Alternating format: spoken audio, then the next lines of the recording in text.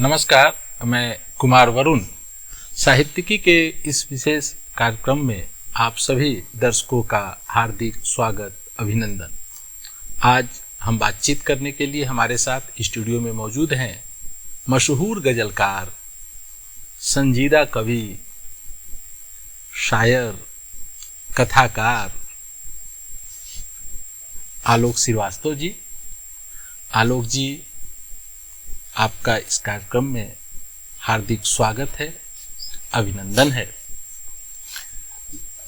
बहुत बहुत शुक्रिया आपका वरुण जी, और दूरदर्शन बिहार का बहुत शुक्रिया। दूरदर्शन से जो रिश्ता है वो बचपन से लेके और 55 तक का रिश्ता है। जी जी जी। मैं 55 का तो नहीं हूँ, लेकिन अब तक एक रिश्ता है और हम दूरदर्शन को देखते देखते बड़े हुए, और जब बड़े हुए तो दूरदर्शन के लिए काम करने का मौका भी मिला। तो एक ख़ास और बड़ा जज्बाती और बड़ा आत्मीय सा रिश्ता है दूरदर्शन के साथ। आलोक जी हिंदी के संजीदा कवि हैं, रिश्तों के कवि माने जाते हैं आप। आपकी कहानी संग्रह आमीन प्रकाशित हुई है। कथाकार के रूप में भी आप चर्चित हैं। आफरीन आपका एक कथा संग्रह है। उसके साथ कई किताबों के आप लेखक भी रहे हैं और कुछ रचनाएं अभी अप्रकाशित भी है, जो बहुत जल्द कई प्रकाशनों से वो किताबें प्रकाशित होगी। हिंदी के साथ साथ कई भाषाओं में आपने लेखन किया है, आपके लेखन का अनुवाद हुआ है। कई देशों की आपने यात्राएं की हैं। साथ ही दूरदर्शन के साथ एक आपका गहरा रिश्ता बना है। 2 वर्ष आप दूरदर्शन के एडवाइजर के तौर पर आपने काम किया है। जहाँ तक कविता की बात की जाए तो कहीं ना कहीं वो आपकी कविता में वो प्रेम की झलक है, आपकी कविता में वो रिश्तों की वो मिठास है। और जब आपसे कविता की बात की जाए तो आपकी कविता से हम उसकी शुरुआत क्यों न करें। आपकी एक बड़ी प्यारी सी कविता है जिसके कुछ पंक्तियों को मैं उद्धृत करना चाहूँगा। तुम सोच रहे हो बस बादलों की उड़ानों तक, तुम सोच रहे हो बस बादलों की उड़ानों तक, मेरी तो निगाहें हैं सूरज के ठिकानों तक। आपकी बहुत दूर तक निगाहें हैं। और बस इस कविता के माध्यम से उस रचना प्रक्रिया के बारे में बताएं, जिस रचना प्रक्रिया से आप अभी तक जुड़े हुए हैं, जिस रचना प्रक्रिया ने आलोक श्रीवास्तव को आलोक श्रीवास्तव ने बनाया। और नंबर सिंह ने सही ही कहा कि दुष्यंत के परंपरा के आलोक जी आलोक हैं। तो आलोक जी, तो पहले तो मैं आपको छोटा सा आपका संशोधन कर दूं कि आमीन मेरा गज़ल संग्रह है जी। आपने कथा संग्रह आफरीन बताया, तो वो जिस पर मुझे साहित्य अकेडमी और मध्य प्रदेश मध्य प्रदेश का मिला और पुष्किन अवार्ड भी मिला, और उसके कई संस्करण आ चुके हैं। वो पेंगुइन से और यूके कथा सम्मान भी आपको सम्मानित किया गया है। अब दूसरा जो आपके प्रश्न का हिस्सा है वो है रिश्तों का कवि। तो मेरा अपना, जब मैं लिखना शुरू कर रहा था तो विदिशा भोपाल जहाँ मेरा बचपन बीता, तो वहाँ जो एक माहौल था वो बहुत ही प्रगतिशील विचारधारा का, जनवादी विचारधारा का माहौल था। और उस माहौल में मैं गज़लें कह रहा था जी जी। तो मेरे जो आसपास लोग थे वो सारे ऐसे लोग थे जो उस समय के साहित्य के बड़े नाम थे जी। और जब मैं कह रहा था कि जो आपने पढ़ी अभी, जिसका मतलब आपने पढ़ा, या जो और मेरी रिश्तों की गज़लें हैं, तो मेरे समकालीन या मेरे दोस्त मित्र जब मुझसे कहते थे जी कि यार तुम्हें समाज और इस पर सब पर लिखना चाहिए और तुम बात कर रहे हो रिश्तों नातों की, तो मैं उनसे ये बात कहता था कि देखो, समाज जो है वो परिवार से बनता है जी। जो परवरिश और जो आचरण व्यवहार आप अपने परिवार में सीख कर निकलते हैं वही आप समाज में करते हैं जी जी। तो मैं उसी सामाजिक ता की बात कर रहा हूँ, लेकिन परिवार से निकल के कर रहा हूँ। तो जब तक हम अपनी जड़ों को ही शादाब नहीं करेंगे, हरा भरा नहीं रखेंगे, तो दरख्त कैसे हरा भरा होगा। मुझे लगता है कि समाज जड़ों की तलाश कर रहे थे। तो जड़ों की तलाश में ये रचनाएं हुई और ये तो बहुत ही वैसी रचना है, जैसे पंकज जी ने गाया भी है। जी जी। तुम सोच रहे हो बस बादल की उड़ानों तक, मेरी तो निगाहें हैं सूरज के ठिकानों तक, खुशबू सा जो बिखरा है सब उसका करिश्मा है। जी जी। मंदिर के तरन्नुम से मस्जिद की अजानों तक, और हर वक्त फिजाओं में महसूस करोगे तुम, मैं प्यार की खुशबू हूँ महकूंगा ज़मानों तक। लेकिन आपकी जो पूरी रचना प्रक्रिया, उसके कई पड़ाव हैं। टीवी पत्रकारिता से आपने अपने करियर की शुरुआत की, फिर कविता की तरफ लगाव शुरू से रहा, लेकिन पत्रकारिता छोड़कर पूरी तरह से आप रचनाधर्मिता की तरफ आ गए और आपकी एक पहचान बन गई। उस पड़ाव को आप किस रूप में देखते हैं? मैं हमेशा एक बात कहता हूँ, अपने कई इंटरव्यू में मैंने कहा कि बहुत खुशकिस्मत होते हैं वो लोग जिनका पेशा और पैशन जी दोनों एक हो जाए। तो मेरी ये खुशकिस्मती है शायद कि मेरा पेशा और मेरा पैशन दोनों एक ही हैं। जो प्रतिबद्धता, जो सरोकार, जो दृष्टि, जो विचार आपको पत्रकार होने के लिए चाहिए, वही लेखन की भी आवश्यकता है। और मैं दोनों को हमेशा रेल की पटरी की तरह काउंट करता हूँ, उसकी तरह देखता हूँ कि वो अलग अलग ज़रूर दिखते हैं लेकिन साथ साथ चल रहे हैं। लेकिन तो एक फ़र्क है, मुझे ऐसा लगता है कि पत्रकारिता में आपको जो माल है, जो प्रोडक्ट है, वो चीज़ें मिल जाती है, लेकिन रचनात्मकता में आपके पास स्पेस ज़्यादा होता है। नहीं, उसमें आपको देखिए, अगर आप स्वतंत्र रूप से कर रहे हैं पत्रकारिता, तो उसमें भी आप अपने मन का काम कर सकते हैं।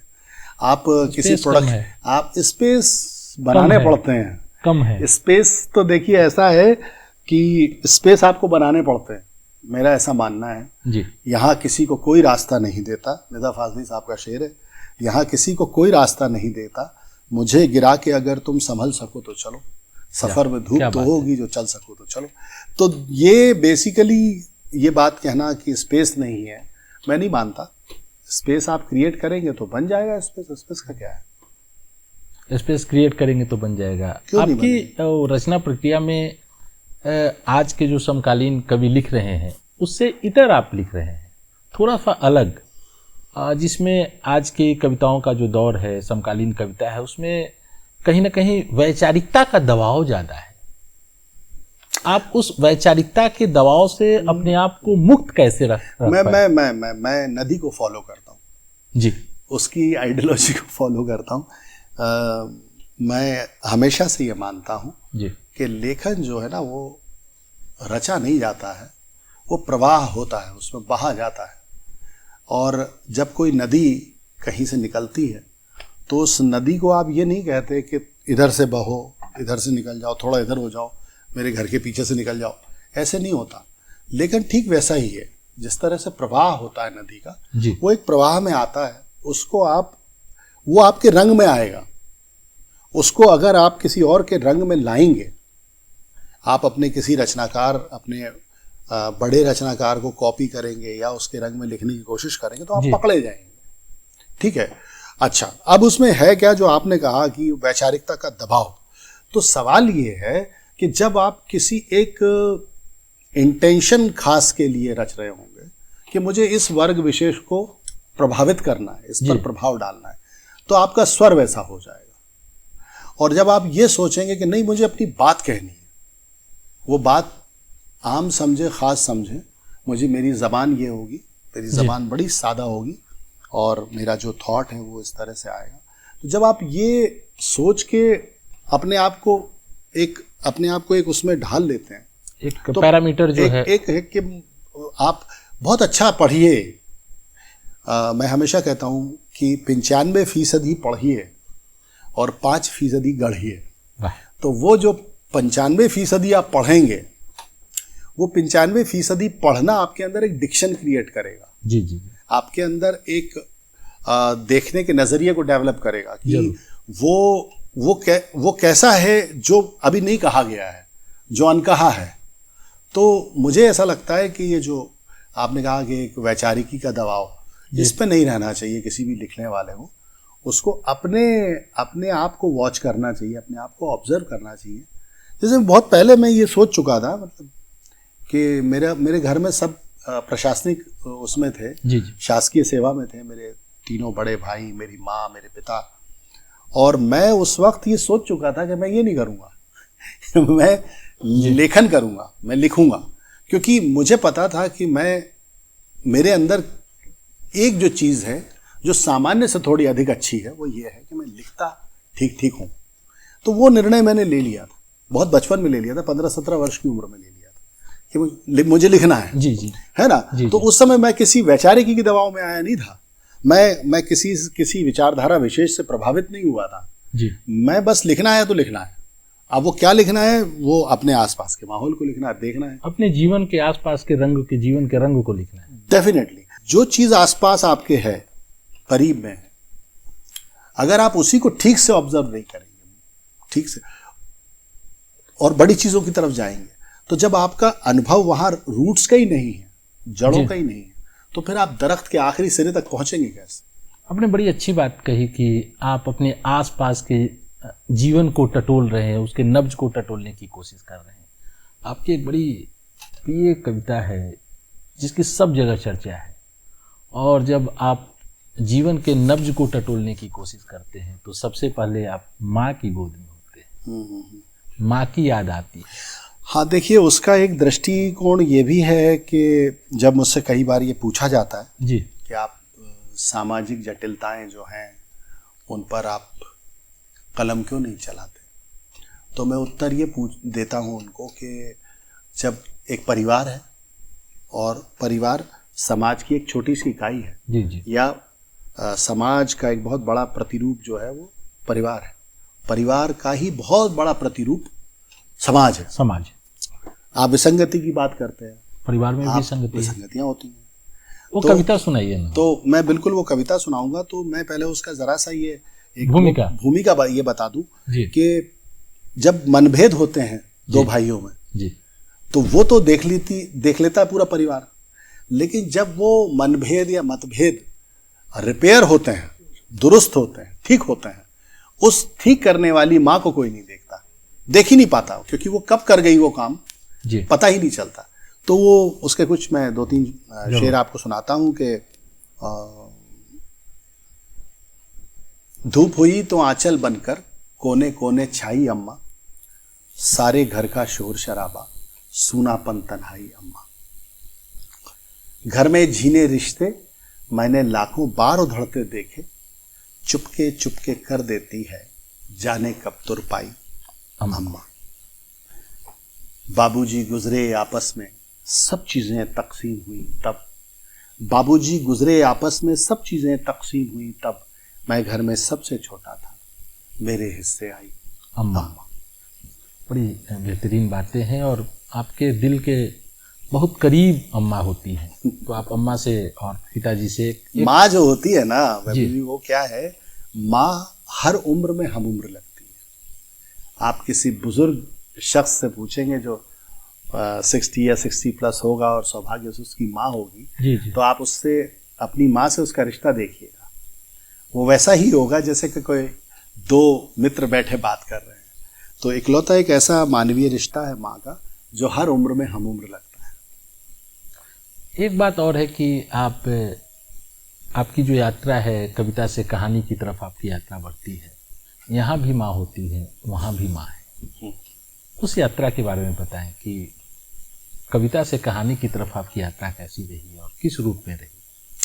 कविता और कहानी के बीच में एक जो बड़ा फर्क मुझे समझ में आता है वो ये है कि कविता जो है वो उसके साथ आप बहते हैं जी, जब वो आती है प्रवाह में, तो आप जहाँ भी जा रहे होते हैं वो आपके साथ चलती है जी, और उस प्रोसेस में आप उसे कर लेते हैं। मेरे साथ कई गज़लों का ऐसा सिलसिला है कि मतला जो है वो घर पर हुआ, और उसके बाद फिर कोई दूसरा शेर किसी यात्रा में हुआ, तीसरा शेर किसी यात्रा में हुआ, कहीं ऑफिस में दफ्तर में हुआ, लेकिन कहानी जो है वो अपने साथ एक ठहराव लेकर आती है। जब उसके पात्र आप तक आते हैं, उसका कथानक आप तक आता है, उसका कंटेंट आप तक आता है, तो वो एक ठहराव मांगता है। वो कहता है कि रुको, देखो, सोचो, फिर लिखो। जी, ठीक है। जो कहानी है जी, वो अपने साथ ठहराती है, वो पात्रों से बात करने के लिए समय मांगती है जी। वो पूरे के पूरे दृश्य को बांधने के लिए समय मांगती है। और मेरा ये निजी अनुभव है, ज़रूरी नहीं है कि सबका ये अनुभव, मेरा अनुभव ये है कि कहानी के साथ आप रुक के, ठहर के, चिंतन विचार करके फिर आप उसमें उसकी रचना में रचना प्रक्रिया से आप गुजरते और हैं। एक गजल कहना या एक गीत कहना या एक कविता कहना वैसा ही है कि आप साइकिल पर चले जा रहे हैं और पीछे कोई आपका दोस्त बैठा हुआ है, कुछ तो गुनगुना गुनगुना रहा है और आप भी गुनगुना रहे हैं। जरूर। तो कविता मेरे साथ ऐसे चलती है। और तो इसीलिए ये हुआ कि एक वक्त के बाद जब मैं इलेक्ट्रॉनिक मीडिया में आया तो कहानी लिखने का जो समय है, क्योंकि वो जो अनिवार्यता है वो पेशे से पूर्ण नहीं हो रही थी, और पेशे से पूर्ण नहीं होने के कारण फिर वो लेखन कम हुआ। और अच्छा, दूसरा, जिस प्रवाह में गजलें आ रही थी, बहुत ईमानदारी से स्वीकार करूंगा, उस प्रवाह में कहानियां नहीं आ रही थी मेरे पास। तो मैंने सोचा कि रचनात्मकता तो रचनात्मकता है, उसका क्यों उस पर कोई प्रतिबंध लगाया जाए। तो इसीलिए किसी ने कहा भी है कि आलोक जी के शब्द केवल शब्द नहीं है, ध्वनि भी है, गमक भी है, चित्र भी है। अच्छा, ये मैंने नहीं पढ़ा, किसने कहा? आलोक जी के शब्द केवल शब्द नहीं है, ध्वनि भी है, गमक भी है, चित्र भी है। वाह, बहुत सुंदर है भाई। और जब शब्दों की बात करते हैं, उस शब्दों की यात्रा की बात करते हैं, तो आलोक जी आपके साथ एक बड़ी अच्छी बात यह रही कि आपके शब्दों को भारतीय फिल्म जगत के जो बड़े गायक हुए, चाहे वो शास्त्रीय गायक हुए या फिल्म इंडस्ट्री से जुड़े, सभी लोगों ने स्वर दिया। पंकज उदास जी ने दिया, जगजीत सिंह जी ने दिया, शुभा मुद्गल जी ने दिया, यहाँ तक कि सदी के महानायक अमिताभ बच्चन जी ने दिया। वो असली में रीज़न उसका मैं बताऊं आपको, एक तो मैं फिल्मों से, चूँकि मैं जाहिर सी बात है कि फिल्मों में लिखता हूँ जी, और मैंने जैसा पहले शुरू में हमारी चर्चा के बीच एक पैशन था मेरा जी कि राइटर लिरिसिस्ट बनना है।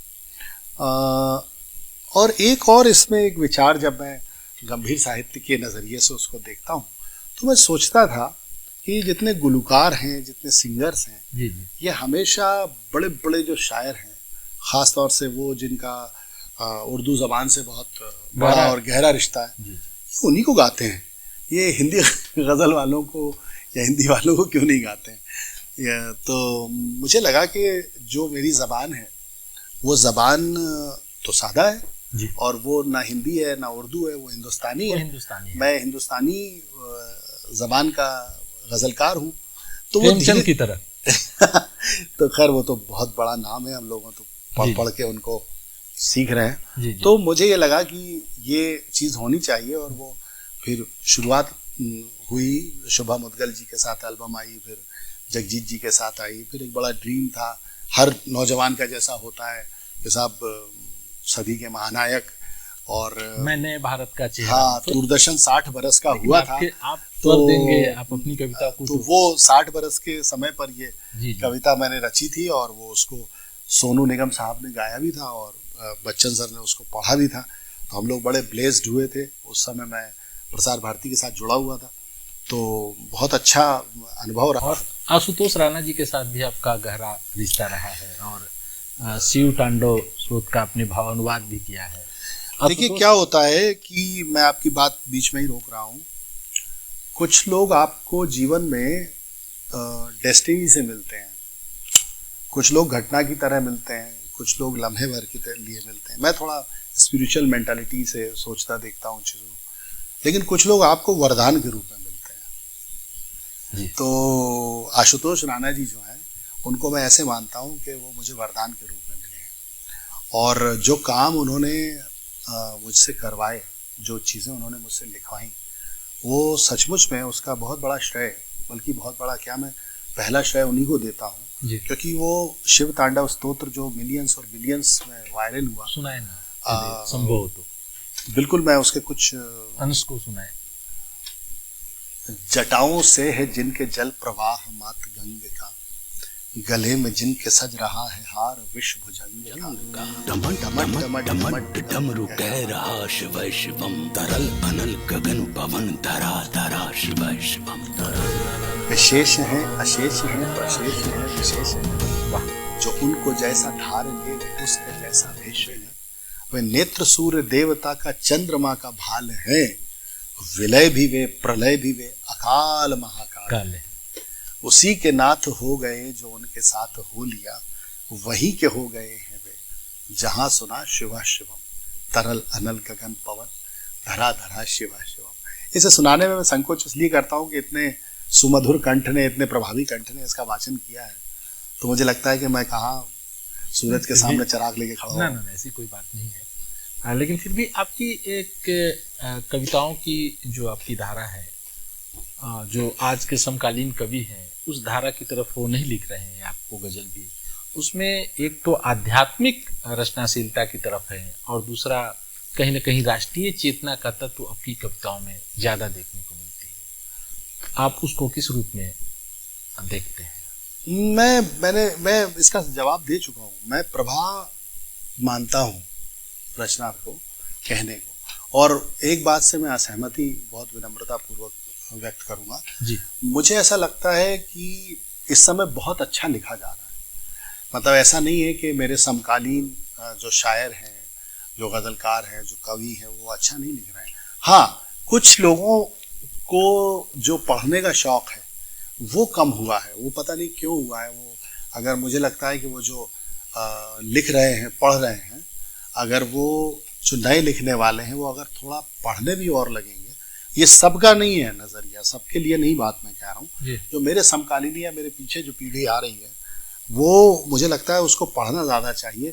क्योंकि अभी ये हो रहा है कि एक बहुत बड़ा वर्ग जो है वो सोशल मीडिया के अकॉर्डिंग उसको पैमाना बना रहा है, और मुझे लगता है कि पैमाना वो नहीं होना चाहिए। पैमाना ये होना चाहिए कि आप अपने वक्त में के जो लिटरेचर है उसमें कितना कंट्रीब्यूट कर रहे हो और अपने वक्त की कितनी बड़ी आवाज आप बन रहे हो कि आपको वहाँ उस आपके साथ के लोग पहचान रहे हैं, आपको लेखक, साहित्यकार, प्रबुद्ध वर्ग, समाज, है ना, वो कितना आपको रिकॉग्नाइज कर रहा है, और वो कौन से ऐसे विषय हैं जो आपको अपनी रचना धर्मिता में, अपनी रचना प्रक्रिया में लाने चाहिए। आध्यात्मिकता, चूंकि मैं जिस बैकग्राउंड से आता हूँ, मेरा संयुक्त परिवार रहा और मैंने हमेशा अपने मदर फादर को बहुत रिलीजियस भी देखा, पर वो रिलीजियस उनका होना वो ये है कि फिर वो अपने लिए ही नहीं, वो दूसरे जो वो हैं रिलीजन है, समाज है, उसके लिए भी वो बहुत रिस्पेक्टिव रहे। और वही चीज़ें मैंने उनसे सीखी कि मैं रिलीजियस होना बुरा नहीं है, अपने तौर पर अपने धर्म, अपने मजहब, और ये बड़ा बहुत इसको अगर मैं कहूँ तो ये बहुत निजी मामला है। धर्म जो है और जो आपका डिवोशन है वो बहुत निजी मामला है, और जिस तरह आपके लिए है उसी तरह वो आपके मित्र के लिए भी है, आपके लिए भी है, दूसरों के लिए भी है। तो मुझे लगता है ये चीज़ ऐसी है कि जो मतलब अपने अंदर की खुशबू है, और जैसे आप उसकी रिस्पेक्ट करते हैं ऐसे दूसरे जो रिलीजियन हैं उनकी भी आपको रिस्पेक्ट करना चाहिए। और ये मैंने बचपन से मेरे घर में ये माहौल देखा है। बहुत बहुत शुक्रिया, बहुत शुक्रिया। और आलोक जी रिश्तों के कवि हैं, संवेदना के कवि हैं, संजीदा कवि हैं। उनकी कविताओं की भाषा में वो रवानगी है, वो नदियों की तरह की एक रवानगी है, और उनकी कहानियों में भी वो रवानगी है, शिल्प में भी वो रवानगी है। आलोक जी, आपके साथ आप आए स्टूडियो में, आपका दूरदर्शन की तरफ से मैं हार्दिक आभार व्यक्त करता हूँ। बहुत बहुत शुक्रिया, बहुत बहुत धन्यवाद।